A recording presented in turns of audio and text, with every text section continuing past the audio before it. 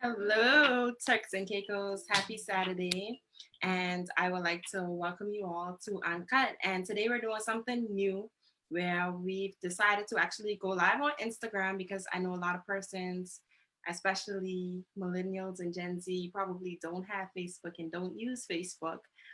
So I'm catering to you guys. Unfortunately, you're not able to see my guest today, Mr. Zhavago Jolly. However, I encourage you, if you do have access to Facebook, head on over to Facebook so you could be a part of the conversation and definitely get involved with us.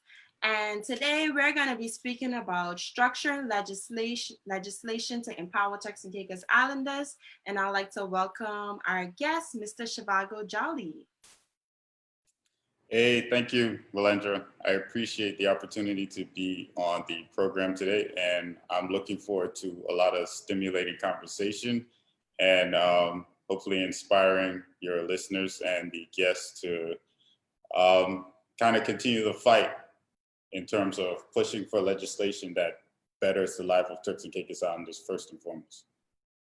Yes, definitely. I'm excited for the conversation. I know that it will definitely open up the minds of our viewers and actually help them to think a little bit deeper. And that's the goal of Uncut, to help you to think of things differently and don't just take information as it is thrown at you. Try to do some independent thinking, try to do some research. So I'm excited to have you here today, Mr. Jolly. And firstly, we would like to know, is the empowerment of Turks and Caicos Islanders a systematic or a political issue? Because a lot of times we tend to politicize it, and we'd like to know your intake on that. I think it's a good question. Unfortunately, the answer to the question is yes. It's both a systematic issue and a political issue, and I'll tell you why. It's systematic in the sense that we have become systematically comfortable with surviving with legislation that isn't directly created to better our lives. And by our lives, I mean Turks and Caicos Islanders. If you look at the laws on which we live in now compared to 10, 15, but probably 15, 20 years ago, an individual has to basically work under much more difficult circumstances than they would have. We talk about Turks and Caicos Islanders having access to land and capital, whether through organizations like Invest TCI at the time, or TC Invest at the time, which is now Invest TC, being able to get a piece of commercial land and residential land, access to capital through our own local bank, which was TCI Bank. When you look at the situation 20 to 15 years ago, there were much more opportunities for a person like yourself or even myself to be successful, because there was systematic legislation in place to make life a little bit more easier or create more opportunities for us. Now, the reason I say it's also a political issue is because legislation is decided by the House of Assembly. The people that sit in the House of Assembly are duly elected by the voters of the Turks and Caicos Islanders. So they are politicians. So we play a role in selecting the individuals that draft, create, and vote on legislation. So that's why I think it's both a systematic and a political issue. I think I totally agree with that. We've definitely became complacent with just taking what we're given. And however, I do feel as if that is changing because, of course, a new generation is coming up, a more vocal generation is coming up, a more demanding generation is coming up. So I do feel as if slowly but surely we'll see that changing, especially based on the fact that Gen Z will begin, well, Gen Z is already voting because Gen Z would technically begin from about 97. So last election would have been the first time Gen Z would have been able to vote. And now this would have been the second year. So you have a whole other pool that's now coming into the mix. And Gen Z tends to be not only demanding, but persistent with the demands. So don't just think they're going to ask and let it go. So hopefully we'll see. I agree. I think, listen, you and I had the conversation. Your I am so impressed by your generation. And I think it needs to be taken a step further. You guys need to continuously be encouraged to continue to ask these difficult questions and make these difficult demands, because you're being put in a situation that is unprecedented.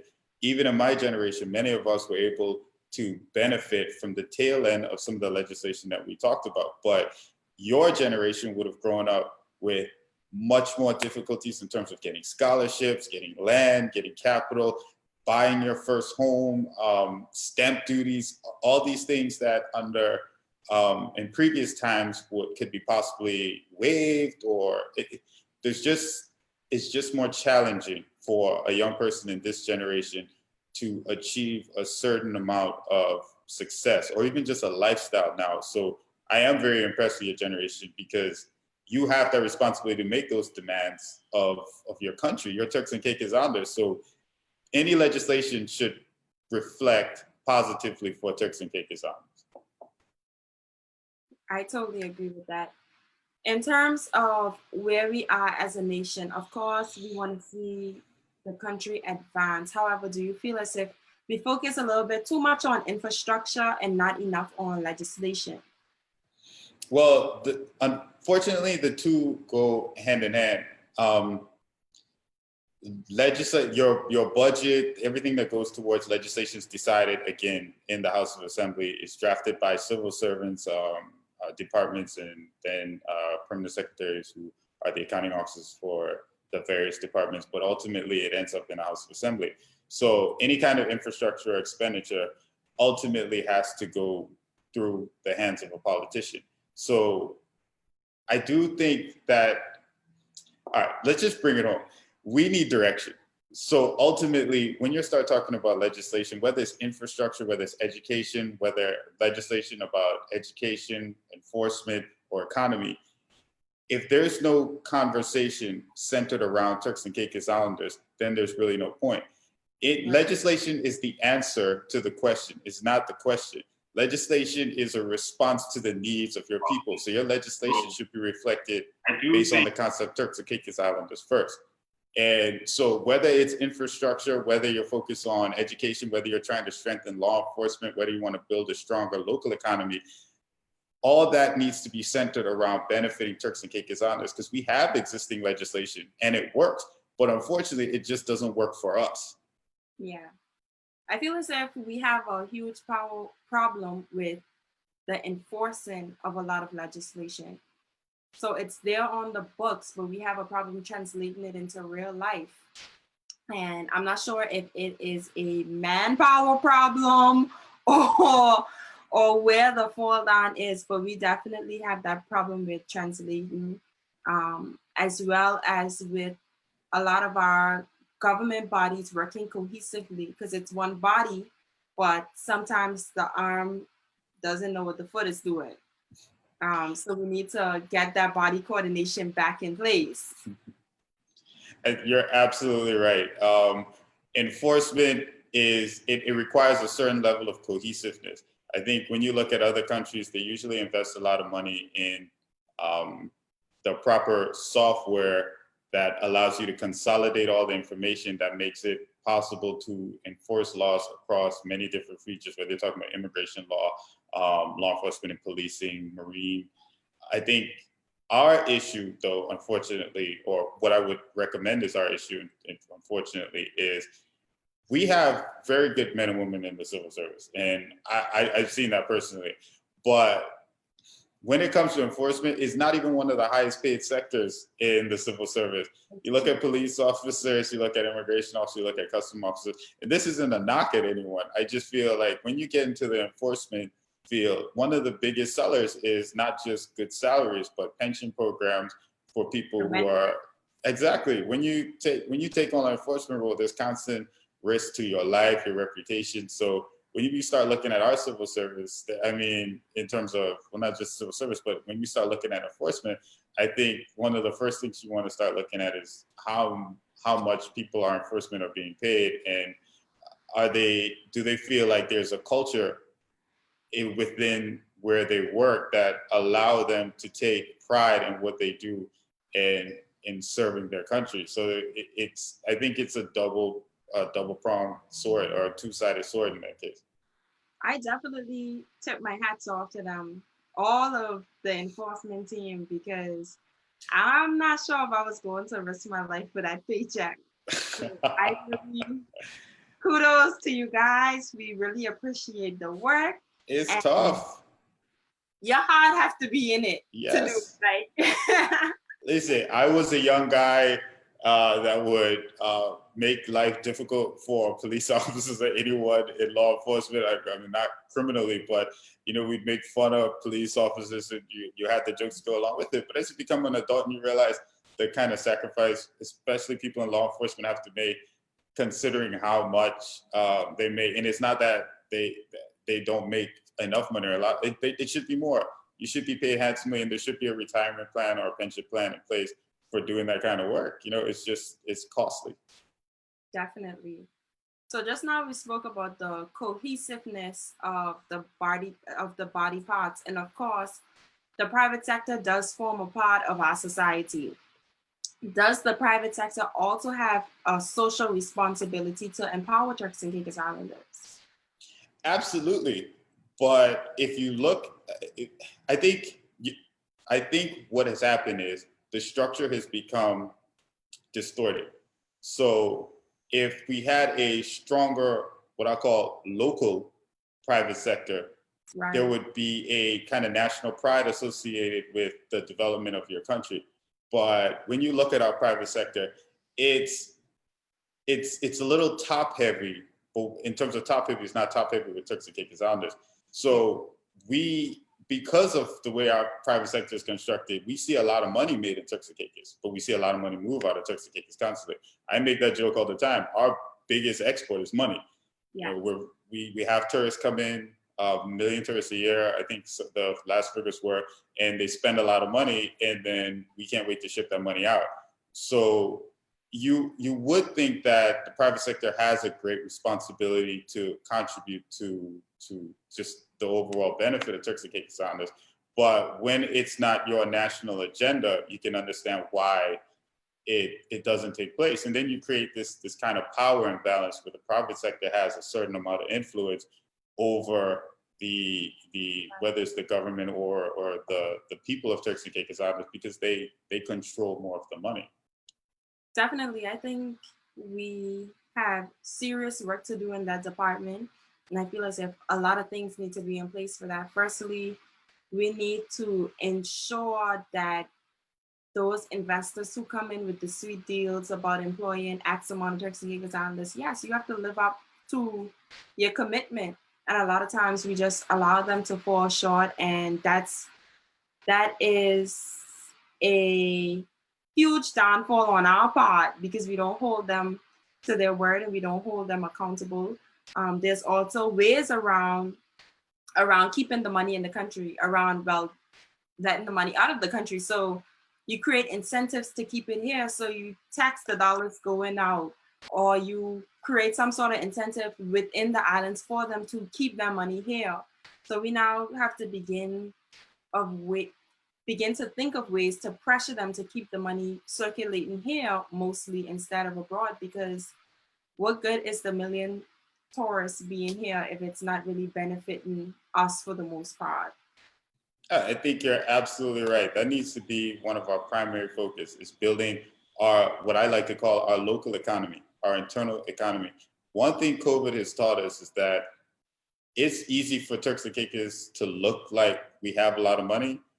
And then it's easy to see that many of the Turks and Caicos Islanders, we're not as fluid. So COVID comes, airport locks down, hotels close.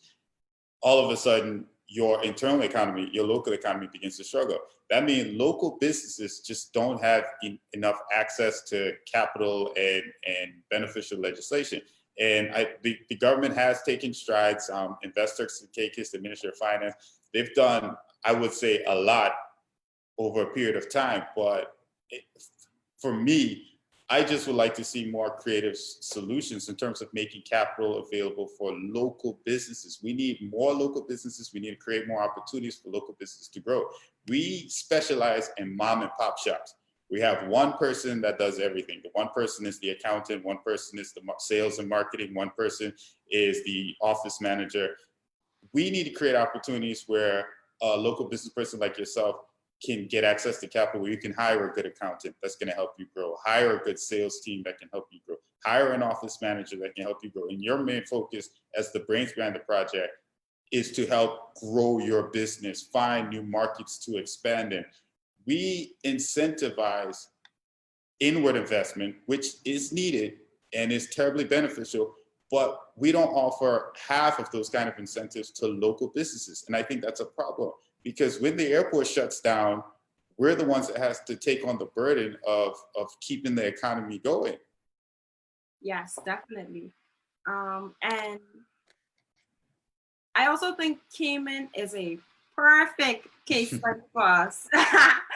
I know everybody, all eyes has been on Cayman recently. So Cayman has been a perfect case study for us to look at, because they have been able to keep their borders closed and still be up and running, still support their people. So what is it? We now need to look at what is it that Cayman is doing as a nation that we're not doing? What market have they tapped into? And that is probably the financial industry, which is something that Benjamin Durham and I spoke about on one of the first episodes, to tap into that market, because then you could close your borders comfortably and not have to worry, because the money's still flowing. Mm-hmm. People still spending money. Mm-hmm. And even though we were on a lockdown and people are claiming they're hurting, real estate still selling. Like, Yep. Listen, I things are talked on the about it. market. The legislation is there. The legislation is working. It just doesn't work for us. The same thing about the economy. The economy is there. The economy turns, but the economy doesn't always turn for us. It goes back to the age-old story. We can't do anything without saying the words Turks and Caicos Islanders first. And I made a statement of it, and I think it's become almost an insult to utter these words. You say Turks and Caicos Islanders first, and then people get sensitive, like it's almost xenophobic, or as if having some kind of a nationalist point of view is offensive. But if you can't say Turks and Caicos Islanders first in Turks and Caicos, then where can you say it? Exactly. And we have to be unapologetic about saying it, because nowhere else in the world will you be able to say Turks and Caicos Islanders first. You're Like, absolutely right. nowhere. And we have to take pride in saying that, because at the end of the day, this country is here for us and it's not going anywhere. And majority of us aren't going anywhere, even if we go off of school for a little bit. At some point, this is home, so you're coming back. You're absolutely right. Listen, many of us have gone to do tertiary education overseas. And one thing you know about us, if it's in the UK, if it's in the US, if it's in Jamaica, other Caribbean countries, when something pop off, you're gonna see that flag with that lobster and that flamingo. As my mother used to say, wave it. We have national pride. It isn't a question of whether it's present. The problem is, I think at some point at home, national pride became a whisper, something that you had to kind of whisper amongst your friends. But if you say it out loud, it's a possibility that it could cost you an opportunity, whether it's a business opportunity or anything for that matter. It can end in a bad discussion. And I think, especially for my generation, we grew up when there was almost an arrogance about the whole Turks and Caicos Islanders first. You know, we thought, and we still think, but we always thought that we deserved the best. Buildings flying up, 7 stories, hey, no problem. You know, everyone has 2 jobs, everyone has scholarship going there. So we had some very grand expectations of where our country was headed. And although things didn't necessarily work out as planned, that doesn't mean our expectations change. It doesn't mean we don't think as Turks and Caicos Islanders, we deserve the best for Turks and Caicos. And I think at no point in time should we ever stray away from that. We can't ever get comfortable with someone saying, look, that's just how it is now. That's not how countries grow. That's not how it is. And I see Bernicia Cox says that there's been a trend now where some are intending not to come home, leaving a vacuum. I feel as if that is the case because we've neglected Turks and Caicos Islanders first. So when you come home with your big degree, you can't get paid for that, or you will get paid for it, but you'll get underpaid more than likely. So we now need to incentivize it, and the same deals we are offering to the expats, we need to offer to our locals. And I bet a lot of them will come running. Yeah, pay for their housing when they come home because you were going to pay for it for someone else anyway. Give them the salary you were going to give to somebody else because you were going to spend that money anyway. And this local is qualified for that. So once you begin to give them the incentives that are as sweet as those that are going to expats, because why do you think the expats are running here? Because the incentives are sweet. Absolutely. They get paid a decent salary. They're getting paid. Their husband is getting paid for it. They have a car when they arrive. Some maybe even have food stipend for all I know. Absolutely. Listen, we as Turks, we never know the opportunities that anyone else gets. We just see life looks great. And I think this idea that any request made by a Turks and Caicos Islander is unreasonable. That's an oxymoron. That term does not exist. As a Turks Islander making a request in Turks and Caicos, how else do you achieve? How else does the generations that are coming up, how else will they achieve greater things that we can ever imagine if we're constantly lowering expectations? Our children, not even Generation Z, our children that are coming up need to think anything is possible for them in this country. Any opportunity, any growth. Our children should be talking about the Turks and Caicos space program. They should be talking about getting in the arms race to get to Mars. They should be talking about building flying cars.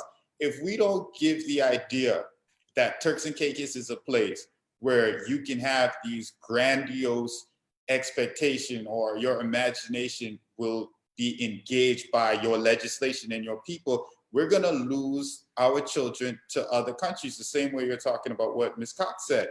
Brain drain is a real thing. Other countries are out there headhunting the best from small countries like ours.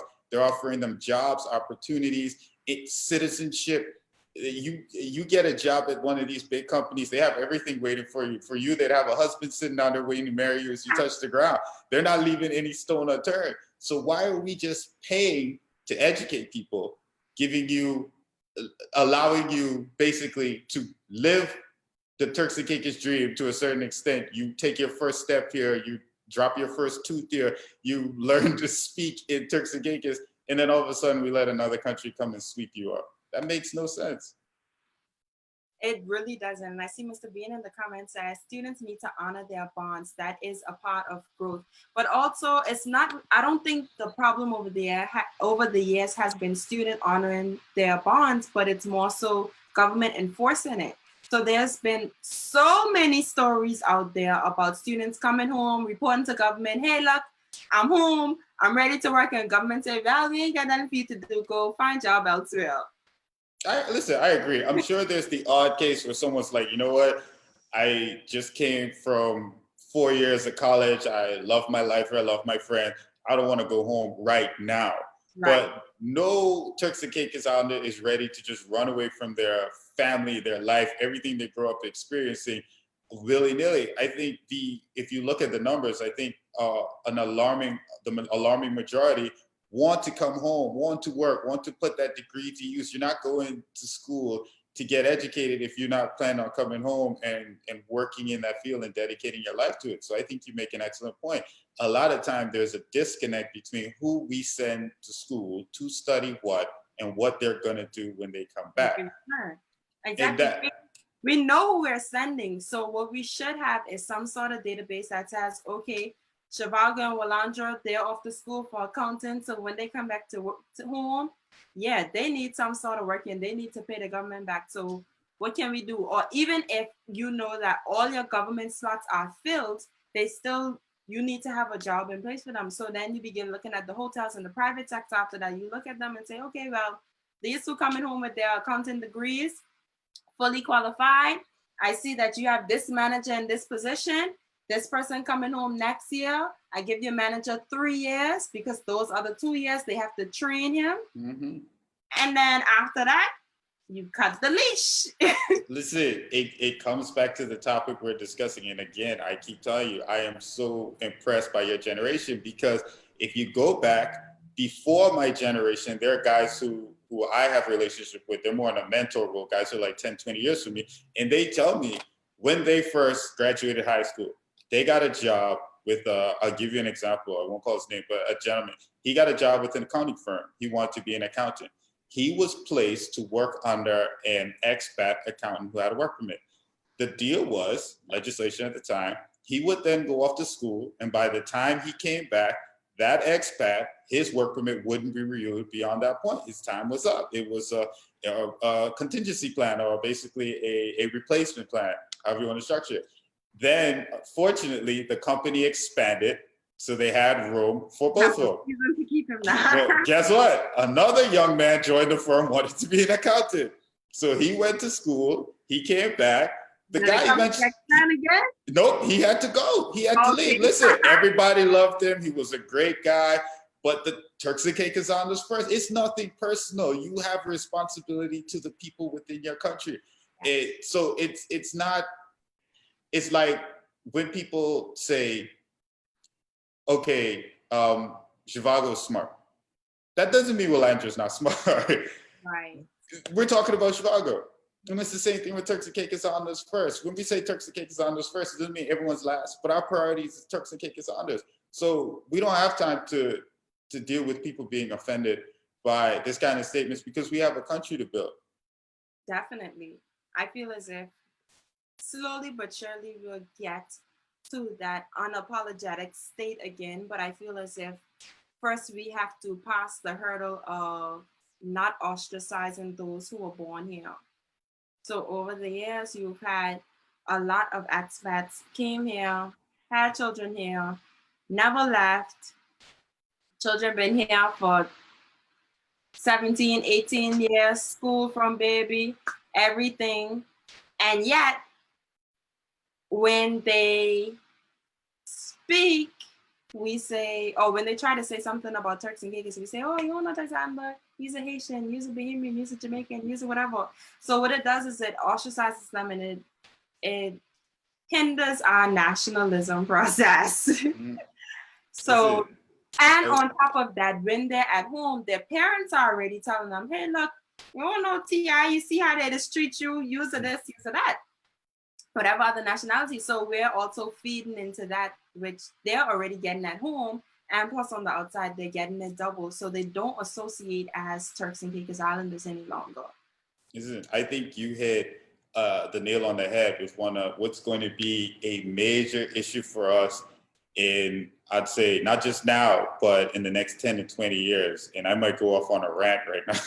But the fact is, once we decide who a Turks and Caicos Islanders is, then Turks and Caicos Islanders first will always make sense.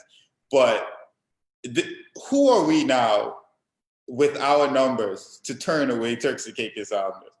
We with the numbers that we have now, we need to grow. And I know your generation, because even my generation, we're not popping out 10, 15 kids like they were back in the day. So I know Gen Z, you're lucky if you get one or two.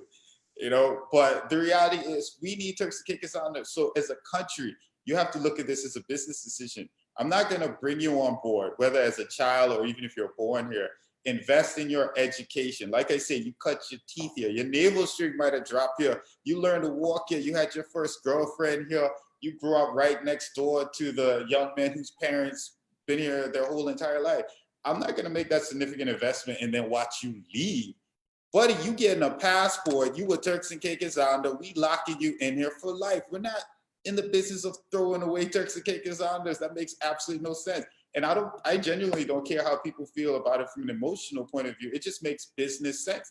So for me, once you make that kind of investment in a human being, you need to reap the rewards of that, whether that's 40, 50 years of contributing to NIB or NHIB, whether that's contributing to the economy, whether that person becomes an Olympic athlete or a brilliant scientist that becomes a face for your country, or whether that person goes on to work in the civil service for 40 years and dedicate that. We just need those kind of bodies. And another issue that went back to even 2012, there's a big discussion when I was running in the general election.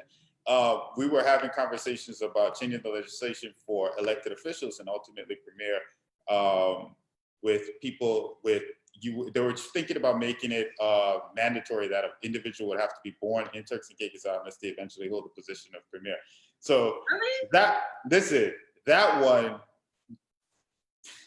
because we won't have anyone in the next 20 years to be premier. We're gonna have a 150-year-old man or woman sitting in that position, because the reality is many of us have our children in other countries and we love to save basically for the opportunity, but it's many reasons, health reasons, comfortability with the health facilities here. I'm not gonna knock the TCI hospital. I've never had a bad experience with them, but at the same time, I've never carried a baby for 9 months. I've never given birth. So who am I to tell this you young mother, wherever you say you want to have this child, this we go. And if you say we're going to South Africa, we get on a plane and go to South Africa. And not only that, we can't punish people for where they're born. You don't choose where you are born. That is not your choice. You don't have a choice in where you are born. So I know you don't punish the parents either. Exactly. Because listen, having my child okay, let's do the math here. So we all know how this goes. We've all seen it. You get on a flight, you go to Miami, you go to New York, you go wherever you go, you have the baby, you waiting in line to get the passport, because as soon as you get the passport, you're booking your first flight back home, right? We all know how this works. My baby was 2 weeks when I got the passport. Listen, you waiting in line, as soon as the passport reach you, book your ticket and you go. And as soon as you get home, that baby, that's home. That baby don't know about New York or Florida besides going away for Christmas and summer. That's a Turks Island baby. That baby took his first steps in Turks Island. That baby fall down in Turks Island. That's a Turks Island baby. Who cares where the delivery was performed? That's a TI baby. We're not in the business of giving away kids. That makes absolutely no sense. So again, that's where your generation is going to have to come and get actively involved in how legislation is shaped, because something like that could slip through the cracks and we would never know. It get discussed in House of Assembly, voted on, no real contribution made, and then all of a sudden your children are disenfranchised because someone wasn't being thoughtful about 20, 30 years in the future. Definitely. So I see Mr. Bean in the comments is saying that his generation was once excited to return home. I'm not sure if you're just tuning in, Mr. Bean. However, we did speak about providing incentives for those persons who have found permanent residency abroad. To bring them back home would be for the private sector to offer them the same sweet deals that they're giving to the expats. And of course, they'll come home. And when I say the same sweet deals, it's not just the paycheck. It also includes all of the other extras, such as housing or vehicle or whatever the case may be, because your salary as well as the benefits that come along with it shouldn't be determined based on your nationality. It should be determined based on your qualifications. That's just the reality of it. And we also need to begin to, as a government, follow up on these things. So you need to look at the advertisements. And if you see in the advertisements that, hey, look, this person advertised for a $10 an hour position, and yet when you somehow come across their contract, you see that this person getting paid $20 an hour and it ain't a local, well, something going on. So how come it went from 10 to 20 all of a sudden? The okie doke, man, the oldest trick in the book. They say one hand in your pocket, the other hand chicken finger in your eye. But it's not just with jobs, it's businesses too. We sometimes forget the local business owner, from the small, the middle, and even the large business owner. They deserve recognition in terms of legislative incentives as well. When Willandra starts a company, Willandra keeps the money here. It's more likely that Willandra will keep the money here. Willandra will rent an apartment here. Willandra will build a house here, her car here, her kids will go to school here. You get more economic retention by empowering your people. So the same incentives that would offer a big developer that's gonna do a resort development or whatever kind of project, we should not only offer Willandra, but if Willandra and Bernicia and Leo and Benjamin come together and decide, look, we want to do something big, there should be legislation in place to not only provide you with access to land and capital, but I'm talking about tangible resources, whether it's the kind of training for not just you, but whatever staff you want to hire, and find you locals to work for your company, help your company grow and ensure its growth, because that's ultimately benefiting the country. You just have to look at running a country like running a business. Yes. Something that in one of the first episodes with Benjamin and Javan from St. Lucia that we spoke about was the fact that Caribbean countries need to now become competitive when it comes to the incentives we're offering to foreign investors. So once you have all of the countries aligning with basically the same thing, when St. Lucia turn you down, you don't get run to Turks because you're getting the same deal anyway. Mm-hmm. So what we're doing is we're selling ourselves short as a region when we could be a lot more powerful as a region if we just work together. I agree. Look, it's the same thing we talk about settling. So Turks and Caicos Islanders have to settle, but on the other side, we're so thirsty that we would tolerate anything in terms of the inward investment. So it's like you said, whereas another country would turn you down and say that doesn't benefit my country enough, we would come, not necessarily us, but another country would come and say, well, I'm willing to make this sacrifice to accommodate this project, but the people that are really making the sacrifice are your local people. And I think ultimately you have to have people there that look at these projects on an independent basis, an individual basis, and see how does it affect Turks and Caicos Islanders, but on a grand scope.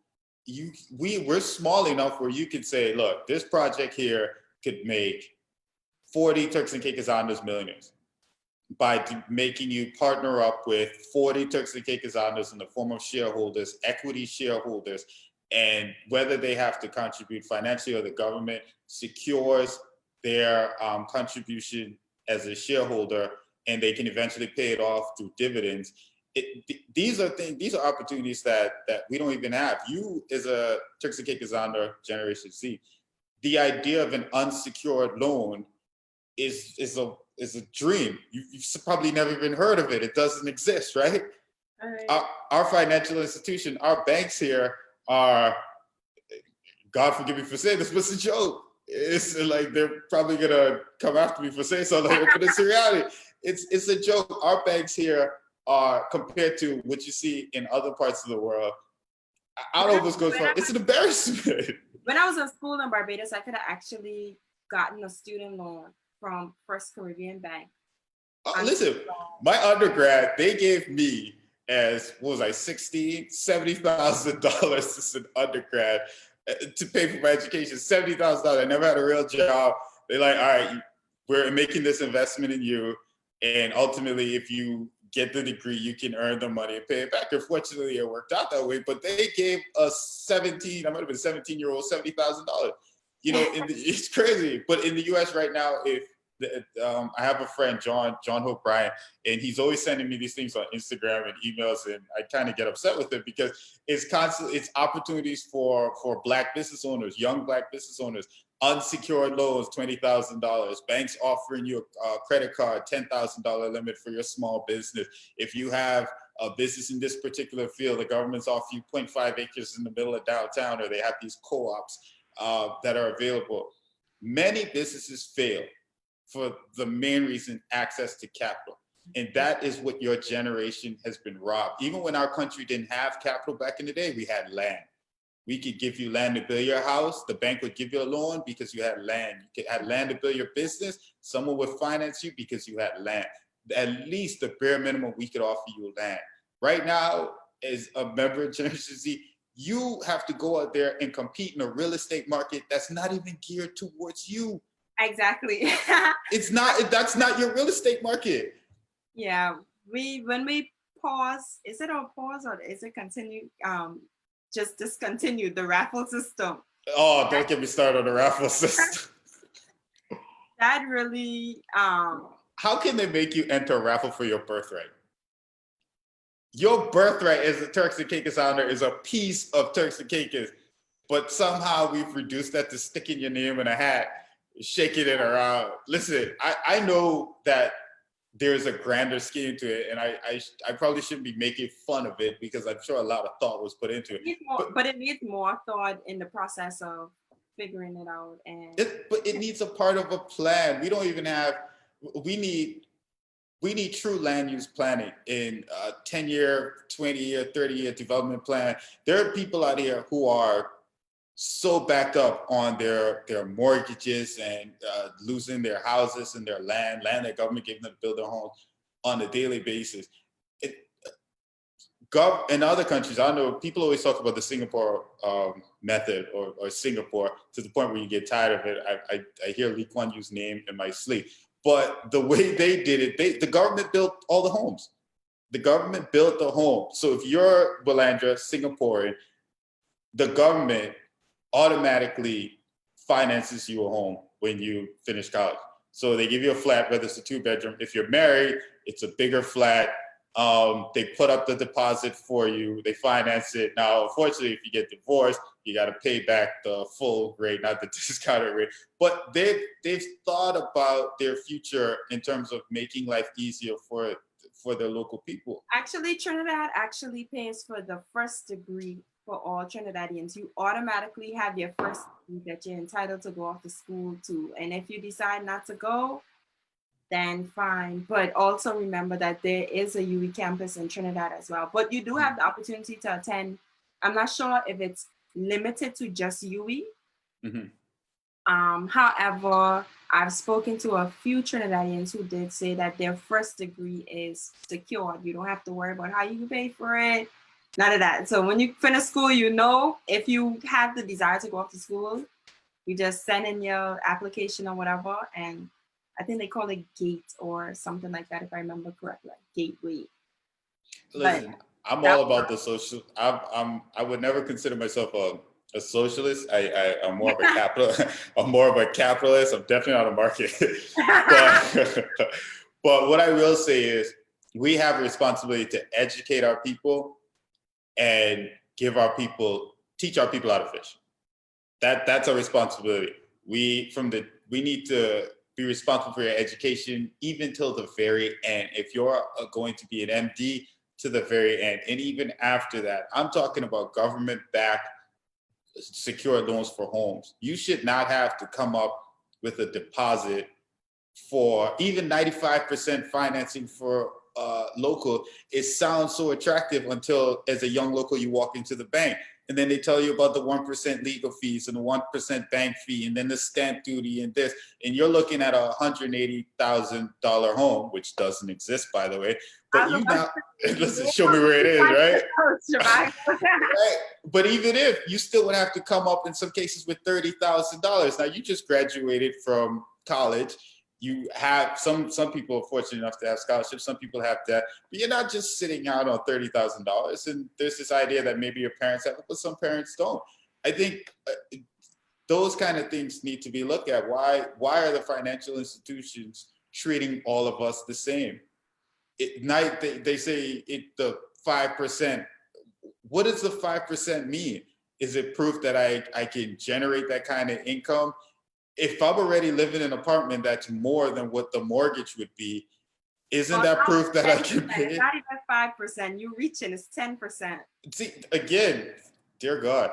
But yeah, you see the circumstances that your generation has to live under. It's crazy. I was having a conversation with a young person the other day, and she has a 9-to-5, and she's just started a catering business. And we met coming out of revenue control unit, and she had just come from paying for a license, and she was all upset. And we were just having a conversation, and I'm like, just the idea that she is a Turks and Caicos honor, right? And she just walked in a revenue control unit to pay a business license fee. Now, simply thinking that doesn't sound like anything, right? But when you look at it, a Turks and Caicos honor had an idea to start a business, and she had to go and pay, I think it was $600, whatever it was, $600 out of her pocket before she does anything. Anything. Before she rents a unit, before she goes to the bank to find out if she had an idea. Right? Before she did anything, she had to come up with $600 in her own country to start a business. Before you go to Invest TCI, you need your business license too. Shouldn't Invest TCI be the ones issuing the business license? Shouldn't you walk into Invest TCI with your business plan and say, this is the business what I want to do? They read through it, make sure you're prepared, hand you a business license, no fee, and help you from step to step in making that business. Why are you paying for a business license? You're a Turks and Caicos that wants to do business in your home. Why do we, what does that $600 prove? How does that $600 help you? Or even if, because I do understand that the government needs capital and all of this good stuff, even if we implement it after 2 years of being in business or whatever the case may be, so it's not a part of your startup costs, but we definitely need to look at it because there are so many young and talented people, especially COVID has really shown the talented in Turks that want to open businesses and they just don't have the funds for the business license. No, listen, the fund for the business license, they don't have a lot of young people don't have the money for the idea. Like, you don't have the money to come up with an idea. It's our responsibility to kick doors open for them, not put doors and hurdles in their way. Listen, we've become a country of red tape. We really have. And that in itself is another political conversation. And just the whole idea of good governance. How does good governance equal red tape? There's not enough hours in the day, but I need to see less red tape for Turks and Caicos Islanders. There should be no red tape. There should be a red carpet. We should be strolling down the aisle to economic success and economic independence. That's the only way we're ever going to achieve national independence. If our people aren't independent, how can our country be independent? Definitely. That's deep. If our people aren't independent, how can the country? Yes. We, as a nation, need to think about what do we want for our country and begin to create those building blocks for what we actually want. Because we are so far behind, especially when it comes to our constitution. There's a lot of things that needs reforming, a lot of reform needs to take place before we even begin to empower our people. So although the framework is there for some empowerment in terms of legislation, there's so much more that can be done, and we need to begin to open the alleys and speak about it openly. Not only speak about it openly, but put pressure on our governments so that they're able to get the job done and they know that, hey, look, this is exactly what we want. I couldn't agree more. Our topic was structuring legislation to empower Turks and Caicos Islanders. Legislation is the answer. Your people, they're the question. You need to look at your people and see what they want and create the legislation that benefits them. You cannot create legislation before having the dialogue with your people. It's impossible. Legislation is the answer to their questions. You know the age-old story where they tell a politician, don't come to my house unless you bring land papers and a bag of money, right? People laugh and they get upset and they think that means corruption. Whoever says that is a genius. They're absolutely right. Not because they're talking about buying a vote. If you look at it from a philosophical point of view, their right is access to capital and access to land. If you go back 20 years ago, you had access to capital, whether it's an unsecured loan, you had access to land, residential and commercial. So this person asking for it now, they're not looking for a bribe. They want their birthright.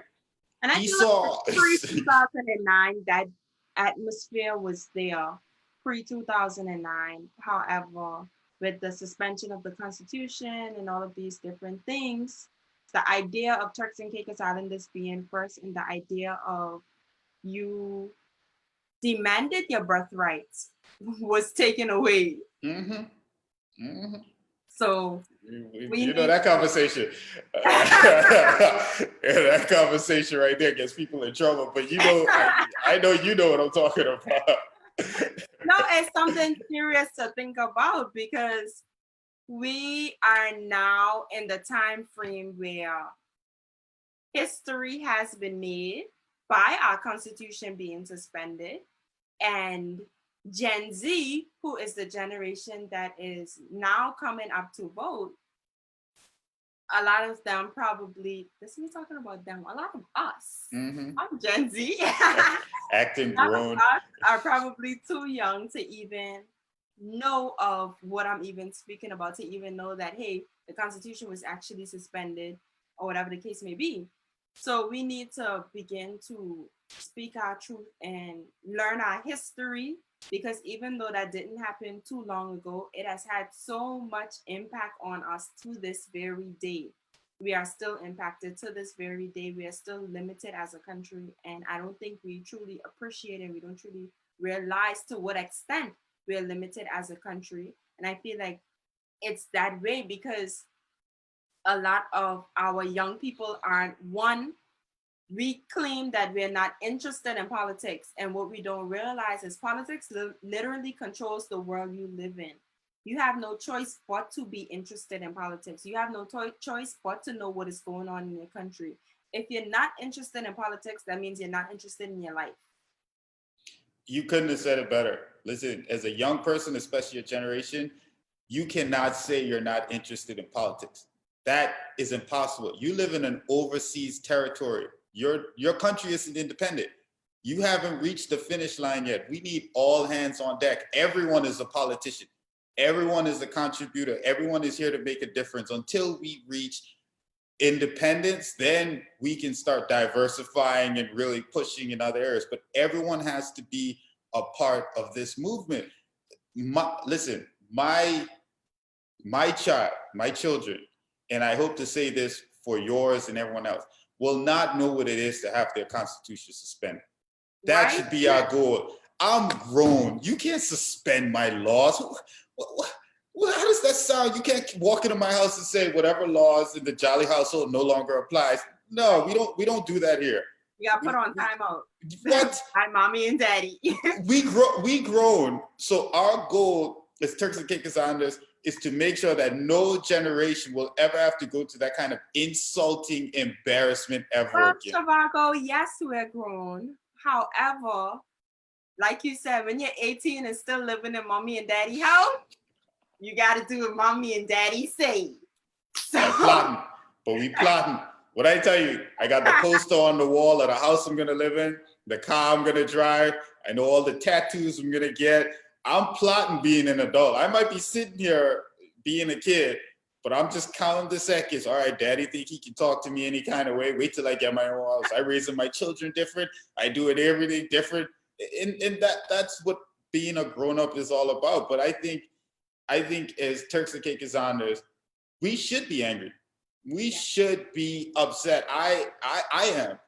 You, and it's nothing personal. It's national pride. but we're very passive as a nation. So, there are a lot of people that are angry and that are upset. However, many of them are civil servants.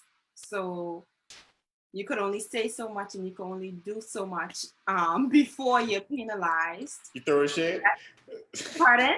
You throw a shade? No, I'm really not. I'm just speaking the truth. So what happens is, because the bulk of persons who are able to vote or even have a say that are Turks and Caicos Islanders that are civil servants, you've taken the voice away from a lot of I, people. I think you're absolutely right. You're actually preaching to the choir. I'm a civil servant. You know, my day job, I work as the senior press officer for the Turks and Caicos government. Me being on this show carries a certain amount of risk. I say one thing, you know, who knows what's going to come out of it on Monday. But at the end of the day, again, all it takes, I can't remember the exact same, but somehow it ends with for Uncut good is men to hiring, be okay? silent. Was Uncut. that? This is a disclaimer. Uncut isn't hiring. Oh, okay. I don't join tables. I make my own tables. But Right. no, but That's how listen, Turks and Caicos Island is supposed to do it. that should be the unanimous attitude. But I think you made a good point about civil servants. Some of our best and brightest work in the civil servants, and a lot of them do feel stifled and go through these certain challenges. And again, we talk about the red tape. A lot of even the public service handbook that was changed, but a lot of the rules that make it difficult for Turks and Caicos Islanders to speak out are a part of the same constitutional, stem from the same constitutional suspension that we talked about, where people put red tape in place and call it good governance, but all you're really doing is disenfranchising locals. Why can't I talk about my country? Because I work for my country? That doesn't make any sense. If anyone should want to talk about their country and how to improve their country, it's the people that work there and see what goes on internally. They know more what improvements need to be made. So look, I think more people should take the risk. Don't do what I do unless you got some backup income. You can take those kind of risks. No, but you know what's gonna happen? You could only ostracize one or two, but you can't ostracize the whole bunch. I agree. We're strength in numbers. Exactly. So when civil servants begin to stand up together and not singly stand up, your voices will be so much louder, and the government won't have a choice but to allow you to speak and allow you to say what it is, say your truth, because nobody can punish you for the truth. Listen, that's Turks and Caicos Islanders on a whole. I'm not familiar with this quiet Turks and Caicos. This isn't the Turks and Caicos I and people in my generation grew up talking about. Like I told you, my Turks and Caicos, buildings was going up, roads was getting built, flying cars was on its way. You know what I mean? This was Shangri-La. Listen, we all had expectations of owning Fortune 500 companies, being the next this Zuckerberg and this Tesla, Musk, and we believe those things to be true because of where we live. We believe those opportunities were here for us, and we had legislation to support that. So this idea where Turks and Caicos Islanders should be quiet is ridiculous. And I think as much as people like to give social media users a hard time, because you do have, they talk about the hacked accounts and people who are just out there starting fires for the sake of starting fire.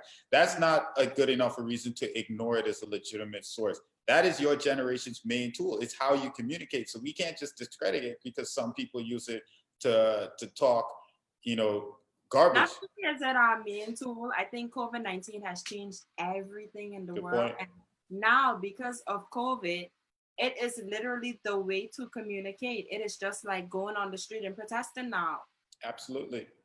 But, I think it's so crazy that we just got comfortable not demanding more. I don't know when we became that settling country. I can't, it's strange. I don't understand it. For a period, I thought it was temporary, like I said, because we went through a constitutional suspension, and I thought it was all about just recovering and figuring out how to survive under new conditions. To be honest, we've only just gone through our second government, because we had our first general election after that in 2012. So we had the PAP administration, now we've had the PDM administration. So we've only just gone through a full cycle of both parties. But I feel like at this point now, we should be back to our old self, demanding the best. We deserve the best. Turks and Caicos, there are people who dream to come here and live here. And what they dream of should be our lives on a day-to-day basis. It goes back to the point of Turks and Caicos Islanders first. The only way to have the best is to know that you deserve the best. So we have, as a people, been told that you're not allowed to say that anymore. So we now need to begin to gain our voices back, because we were silenced for that period of time. So we need to gain our voices back and be able to be bold enough, because I feel as if now we're silenced to the point where we're afraid we're going to get punished again. That's the problem. Listen, Turks and Caicos is a 10. You take us out for a day, you got to take us down by Crackpot and get us lobster tail. You can't just take us anywhere, treat us anyhow. We're a 10. We're not settling for anything. And it's like I said before, we need to make this statement a decree. We're not having our constitution suspended again. That's not a thing. That's not a thing. And that's not putting the onus on our local people. That's just putting the world on blast, just putting the world on notice. That's not happening again. Our goal is our own independence, not just nationally, but as individuals. We deserve it. We are capable of it. All we need is a plan. And no conversation anyone having with us, politician or not, should not include how they plan to implement this. That should be from the door. How am I going to make your life better as a Turks and Caicos Islander, ultimately in an independent Turks and Caicos Islands? Right. You know, Zhavago, we are young as a people. We have a lot of young people in this nation, and revolution usually starts with the youth. And I feel as if with Gen Z now coming up, there's a fire in Gen Z to see better, because we have, even though we may have been young, because back in 2009, I probably, how old was I? I think I was like just coming out of 6th grade or something like that. Was I just coming out of 6th grade? Child. Right. Child. Yeah, I'm a baby. And so it has ignited a fire. And for me, I was always one who was in the know of what was going on. So when the Constitution got suspended, it wasn't just like what was going on, because my mom literally explained what was happening. So the conversation of politics starts in the home. And when I say politics, it's not party politics or anything like that. It's issues, it's national issues. You need to have that conversation with your children so they begin to understand the importance of knowing what is going on in your nation. So many kids around that time in my class never even watched the news before. Oh, you're absolutely right. You know how many young people right now don't know who the name of the premier, the deputy premier, the deputy governor, the PS of this or that. These are conversations we need to have in our households. But I think it's not just limited to dialogue, it's also to action. Our kids need to see us actively getting involved. They need to hear us participating in these conversations to know why, but they need to see us moving and shaking, because they're going to be the ones that are going to really carry us over the finish line. Because if you look at it and say we're about 25, 30 years roughly from independence, right? I would say less, but let's be conservative. Well, maybe not you, but some of us are going to be 60, 70 on the tail end of a good life, whereas they're going to be the ones to really shape how your country looks post-independent. So again, we need to have conversations with them that are very realistic, but at the same time, we need to entertain their imagination. But if we're not putting, again, the legislation in place where they could be the best versions of themselves, then what are we doing? We not only need to have conversations with our kids, but we also need to have conversations with those in the region. And I am so glad, I'm so grateful for choosing to go to school in Barbados. When I went to school in Barbados, my eyes was open to so much of what was happening in the Caribbean, because oftentimes when we talk about our neighboring countries, we only think of Bahamas and Jamaica, maybe the DI and Haiti. And once I went to Barbados and I realized how big the Caribbean was, I literally did not even know that there was an Eastern Caribbean dollar. Mm-hmm. Yeah, the EC dollar. Right. And so I learned so much. Not only did I learn about Caribbean countries, but I also had to learn about Caribbean history, because when I went, I asked me anything about American history. Asked me how many presidents got impeached and all. Like literally, I was on it. But when it came to Caribbean history, I knew surface things. And one of my professors pulled me aside and he was like, hey, look, like you need to do some catch up reading, because I could tell you don't know nothing. Mm-hmm. And so that really put me on my game. And I literally went behind closed doors and I was tasked with the daunting task of keeping up with my schoolwork and doing basic groundwork that I should have had when I went there. And what it did was it also taught me that the road that we're about to go down or trying to go down in the country that we're trying to build, our Caribbean brothers and sisters have already done it. They've already been there. And there's a lot of things that we could learn from them. There's a lot of mistakes that we cannot make if we take advice from them. You're absolutely right. Exposure is so vital. You can't put a price on exposure. That's why I honestly think our kids should be going to school all over the world. the most out of the way place, as long as it's specialized in that field, this is where our kids should be going to school. We should have kids in the region. We should have kids in North and Central South America, but we should have our kids in Africa, in the Asian countries, especially Southeast Asia, where so many smaller countries have learned to kind of develop while going through hurdles we've never even seen, because we're very fortunate in terms of where we're placed geographically, and we're so close to the US and we have the US dollar. But there are countries that are landlocked, no beaches, and they were able to develop, and while they were fighting wars that there's no way they could have won. So what happens when we send brilliant minds like yours out to these countries? You act as a sponge. You see everything out there these other countries capable of. And then you take that national pride that, oh, TCI, we gonna do it better than they did it. Because Right? now we see the mistakes they made, and you're gonna bring that home. And that attitude you have, you won't tolerate less than. So you come home now and you see something that you might consider janky, you'd be like, no, no, no, that's not good enough for my country. We can do it better, because in Barbados, they did this. So Barbados implemented this system. Now with the 21st century technology or whatever, we can enhance it even more. And it just goes to show, I was just on Google the other night, and I was looking at this bridge in Japan that they built from one island to another small island to another small island. All of a sudden, I'm like, why haven't we connected Provo to North Caicos to Middle Caicos to South? And, and these are ideas where people look at, oh my God, the money that's going to cost, the investment.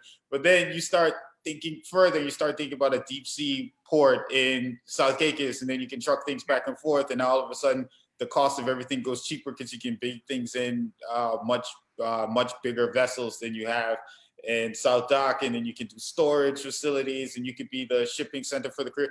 It just goes to show you, when you see things, your mind starts to work, and then you get to bring that home to your country. But unfortunately, we're going to lose a lot of people like you, because you're going to go to Barbados, and then you're going to come home, and then you're going to be treated like an alien, or there's going to be some kind of struggle, because again, we start to think whatever you're talking about is too big for us. Somehow, all of a sudden, we don't deserve it. And you're going to want to go back to the place where it's common.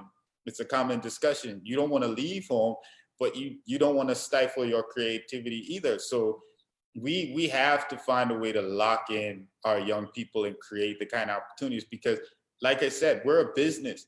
We're going to benefit from your knowledge, your experience. We've made that investment in you. Why send you there to learn everything you learn if we're not going to put it to use? That's like sending an employee to study accounts, and then you turn around and you put them in the manufacturing center, that on the assembly belt. So exposure is necessary, but what do we do with that exposure when you come home? Exactly. So now we're on to the question of, once you expose your people and empower your people, do you think that that will spark some sort of nationalism, so that we could begin to have a sense of national pride again within our country? Absolutely. We just talked about, look how excited you got when you started talking about Barbados. You lit up like you and Honorable Motley were homegirls or something like that. Like you got the spark will happen automatically. Brilliant minds, they're ready to spark. We need to be here waiting with the gasoline. It's simple. You're gonna come back off that flight home. I've seen it. I can't put a number on it. I've seen it so many times where young people come back, and it's like this energy. You talk about your friend Benjamin that came back. I'm friends with, I think, his older brother, older cousin, or something. And he was talking about his cousin that's coming back, and he studied this, and he can't wait to do that. And it took me back to me and my friends when we came home. We would come home for summers from school, and we'd be turning up, but the whole time we're turning up, we're thinking about, man, when we graduate, we're gonna do this, we're gonna do this. So I see it now in your generation. That spark is there. It's going to happen. What do we do with it? So the legislation that we're talking about now should speak to that. It's not just the job. We need to think beyond having the employment set up for you, although that is mandatory. We need to think about how we're going to create access to capital to pursue your dream, but also to make your social life better. Like I said, the unsecured loan for your house, the opportunity to encourage you guys to get married and have more children, because ultimately that's what we need. We need more Turks Island kids. So we need you guys to make a ton of babies, although we need to import it. But on your run for that one. But no, we need, this is what we need. We need you to be comfortable at home so you can go out and kill it in the business world or whatever your field is. So when you come home, you shouldn't be worried about, oh my God, how am I going to get a loan to buy a house? How am I going to get a car? How am I going to do this? There should be opportunities that make it easier for you to not have to sell out, which means although you studied engineering or whatever, you take the first job that comes available because there's nothing else. So you work at the bank or something that has absolutely nothing to do with what you're doing, but you need a check because you have to live. So we need to think beyond that, because when you come back, you're the one that's going to build that bridge. You're the one that's going to start that science program. You're the one, like we have kids that were Division I athletes. They study things along those fields, whether it's personal training or I don't know the educational term for it, but they've studied fields and what they did. Not only do these guys high functioning athletes, they've networked with other athletes. So when they come home, they have the opportunity to create those kind of training camps. Yes, they have access so they can do training camps and invite their much more successful friends to come down and be a part of what they're doing and help train our kids. And out of this one that was a Division I athlete and may not have made it to the highest level, we will create the next one who will take it even further. So yeah, we have to be here with the gasoline. What good is the spark if we smother it? Yes, I totally agree with that. Thank you so much for coming on to Uncut. And I'd just like to know, what empowering words would you have for our young Turks and Caicos Islanders? Well, you highlighted that perfectly. Young Turks and Caicos Islanders. Listen, push. Do not give up. Make outrageous, outlandish, unreasonable demands. Shoot for the stars. You end up on the moon. You have your wildest and creative ideas and put them everywhere. Put them on Facebook. Put them on Instagram. Every time. Yes, put it Pinterest. I don't know if that's still a thing, but just put it out there. Unfortunately, right now, it's like I said, a lot of legislation works, but it doesn't work for us. It may not work for you, but it will someday. It definitely will. Be vocal about what you want. And when you identify what you want in a candidate, whether it's a political candidate or even an individual, push them into a role where they can help to push your agenda. That's how it works in any other countries. Capitalists support capitalists, socialists support socialists, and they push their agenda. If you're a capitalist, you put your energy and your support behind a capitalist, and when they get into a position of influence, they will push your capitalist agenda. So when you, as a young person, see someone that synonymizes everything you believe in, you put all your support and energy behind them until they can reach that level where they can directly impact your future. That is the most important thing. Don't just talk. Make your talk action. Everything you do means nothing unless you can push one person or your group or your agenda to be successful. And one more thing, partner up. Like seriously, partner up in economics, in the private sector, partner up. I see too many people trying to do their own thing. Unfortunately, our system isn't designed for that. We don't have the opportunities a lot of the expats have in terms of access to capital and support. So sometimes 10 of you are going to have to come together with $5,000 or two and make $50,000 into a business. You can take $50,000 and buy into a lot of businesses now that are experiencing struggles from COVID and need capital to keep going. And hopefully when things pick back up, you would now be an equity owner in an existing business and you would be entitled to profits and shares as dividends. Every time you and your friends hang out, talk about making money, talk about bettering your country. See how much money Belandra got, see how much money Benicia got. If you only got 1,000, put that together, 10 of y'all got 10 grand, y'all need to go out there and invest in one of these businesses, start your own business. All we have is each other. We don't have to access the other people have. There is power and partnership. So use each other. That's all you have. Don't be like all these the previous generation. They were able to do it by themselves because they have access to things. So 10 of you are gonna have to amount to what one Turks and Caicos Islander had 20 years ago, but that's okay. It's better to have 50% of 1,000,000 than to have 100% of 100,000. Right. So I guess that's it. Oh, one more thing. I want to give a shout out to my son Eli. It's his birthday on Monday. What's up, little man? Chubb. He's gonna appreciate that. I think that that was some awesome advice. Definitely for us as Turks and Caicos Islanders to pull together. That is one of our biggest downfall as a people. And Mr. Jolly, you put a lot on us to absorb today, to take in, to meditate on tonight and throughout the week.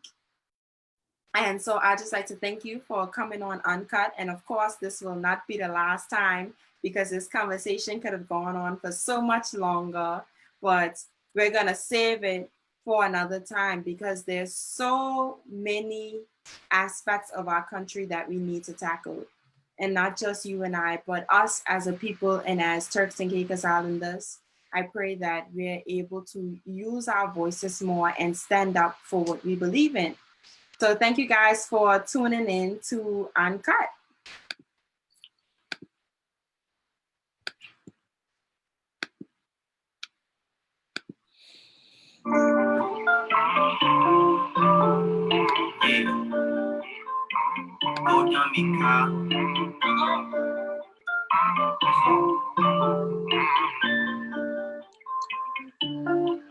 This is uncut. Can't get enough. The truth ain't holding back. This ain't no bluff. You are deserving that. Sometimes it's rough. No, I ain't holding back. Cause this is uncut. This is uncut. This is uncut. No, I ain't holding back. Sometimes it's rough. This is uncut. This is uncut. The truth, you deserving that.